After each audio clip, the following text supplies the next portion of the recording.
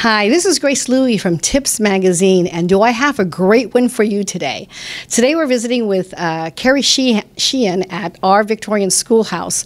Hi, Carrie. How are you? Thank you for having us over. Thank you for having me. Great. So we're here at her schoolhouse, and we just have a few questions for you after we take a tour of it. Would that be okay? Absolutely. But everyone's always looking for a school or a daycare or a preschool, and this is a good way to introduce some of our readers about this. So let me ask you, what prompted you to start a daycare or a preschool?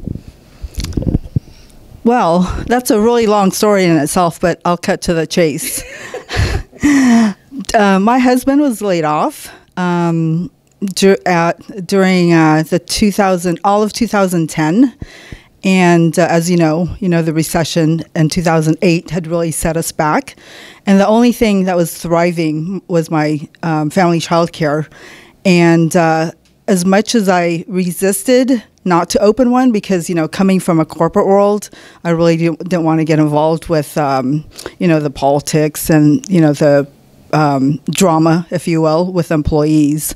So I thought, why not? Why not? Right now is probably a perfect time. So I took a gamble, and it's the best thing that's ever happened. It was the biggest decision, and it was the most difficult decision that I had to make.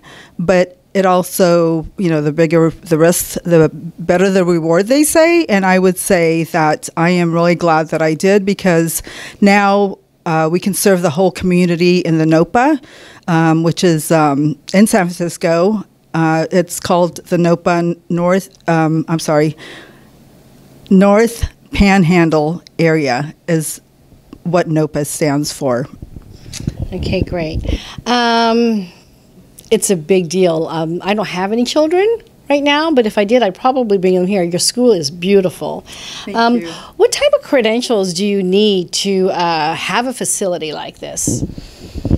It would depend on, the position that you're applying for. For example, if you just wanted to be a teacher's aide, you just need a little bit of experience. I would hope that you would have a little bit of credentials such as ECE, which is early childhood education. If you wanted to be a teacher, you would have to have at least 12 units of the early childhood education. And of course, experience always factors in there. And the director, I can't remember the director at this point because, I interviewed the director when we first opened 5 years ago. But it is, of course, a lot more schooling for that. And I know there's two ways that you can do it. If you don't have a bachelor's degree, or you do, it's different than if you had one. But certainly the early childhood education courses are key. Okay. So you already mentioned when you started. What year did you start OVS? We opened up on March 8th is when we got licensed of 2011. And we opened up March 11th. So we got licensed Friday, and then that following Monday, we actually opened the doors. Okay, so originally, I want to understand, you started at home, is that correct? Yes, that's correct. That's called a family daycare, as opposed to a preschool.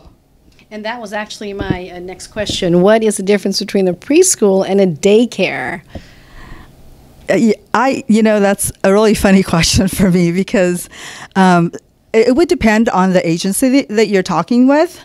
Like for licensing, construction-wise licensing, they call it a daycare, as opposed to California licensing division, which is, to get your license to open and take care of the children. They call it preschool, and the family child care is the in-home base one. Okay. Well, that's enough for now, but I would like to know if you could take us for a quick tour of your school. Absolutely. I would love to take you guys for a tour. Okay, great. And then what we'll do is we'll have a next segment of more questions for Carrie. Thank you. Thanks. Let's go.